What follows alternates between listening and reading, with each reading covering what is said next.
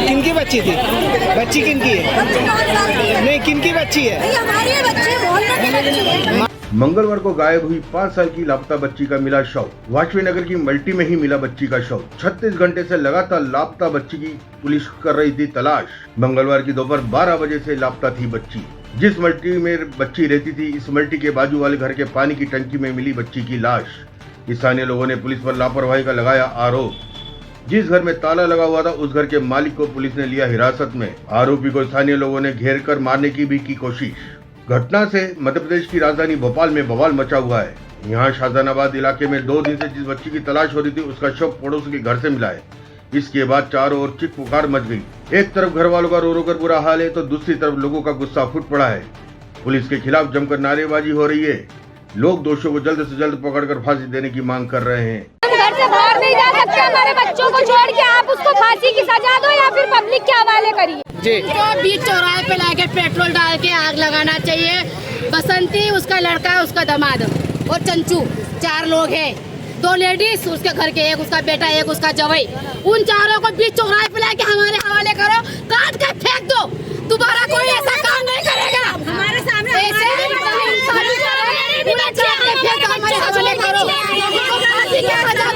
फांसी की सजा, वो बाहर नहीं आना चाहिए। उसको जनता के हवाले करो, फेंक दो। दोबारा कोई ऐसा काम नहीं। पुलिस ने बच्ची का शव जब्त कर पोस्टमार्टम के लिए भेज दिया है। पुलिस ने बताया बच्ची का शव बिल्डिंग के टैंक में मिला है। पुलिस का कहना है कि मामले में फिलहाल जांच जारी है, जल्दी खुलासा करेंगे। इसी बीच स्थिति को नियंत्रित करने के लिए इलाके में भारी पुलिस बल तैनात कर दिया गया है। बता दें, इस मामले में पुलिस ने आरोपी पड़ोसी को गिरफ्तार किया है। पुलिस उससे पूछताछ कर रही है। 5 साल की बच्ची के संदिग्ध परिस्थितियों में मिले शव को लेकर एसीपी निहित उपाध्याय ने बड़ा खुलासा किया। उन्होंने बताया कि बच्ची के घर के सामने से उसका शव मिला है। शव पोस्टमार्टम के लिए भेज दिया गया है। जिस तरह के पानी के टैंक घरों में होते हैं, उसी में बच्ची का शव मिला है।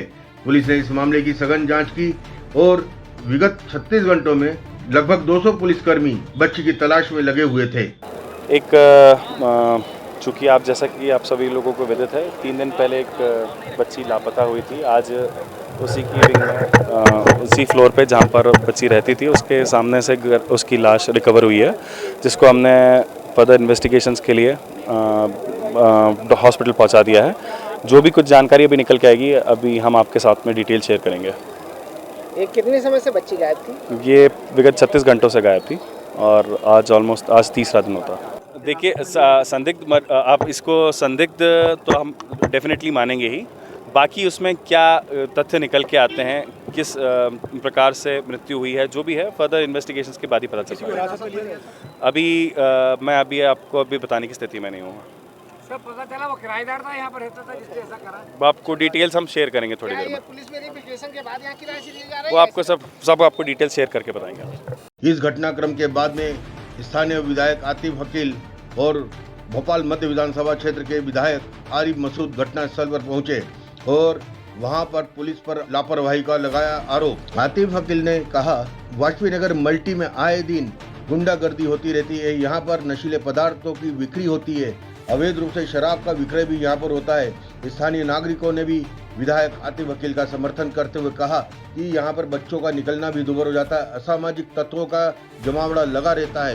पुलिस प्रशासन किसी तरह की कार्रवाई करने से बचता है। कहीं न कहीं बच्चियों के साथ, औरतों के साथ जातियाँ हो रही हैं। सबसे स्पष्ट बात है कि एक बच्ची अपने आंगन में खेल रही थी, 5 साल की बच्ची, उसके साथ ऐसा हो गया। शर्म की बात है सरकार के लिए। और सबसे बड़ी चीज़, कमिश्नर सिस्टम लागू है यहाँ पर। धड़ल्ले से शराब बिक रही है, अफीम बिक रहा है, गांजा बिक रहा है, धड़ल्ले से सारी चीज़ें चल रही हैं। अब कहीं ना कहीं सरकार को एक्शन लेना पड़ेगा और सब लोग होश में आ जाएं। ये गूंगी बहरी सरकार दिख रही है मुझे। इन लोगों को होश में आना पड़ेगा। पुलिस को सख्त से सख्त कार्रवाई करनी पड़ेगी।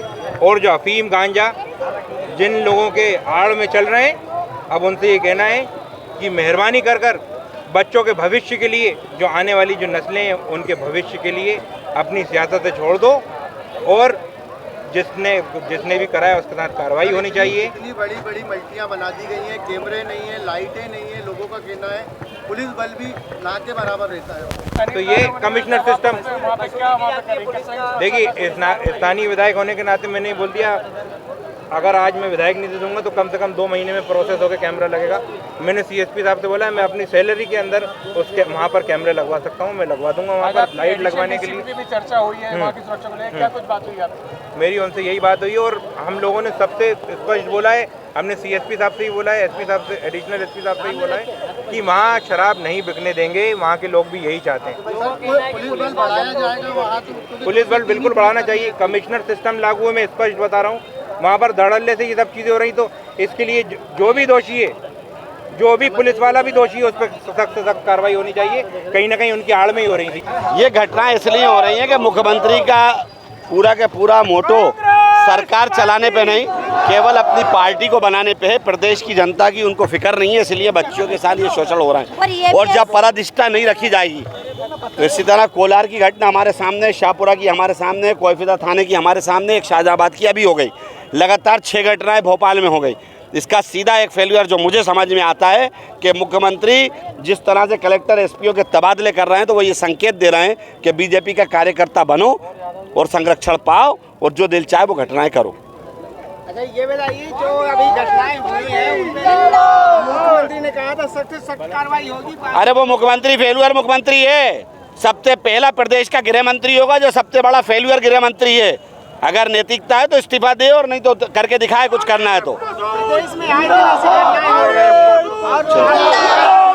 कांग्रेस लगातार लड़ेगी। अनुसूचित जाति विभाग के इस आंदोलन ने जो आगे बढ़ाया उसमें हम सब साथ हैं।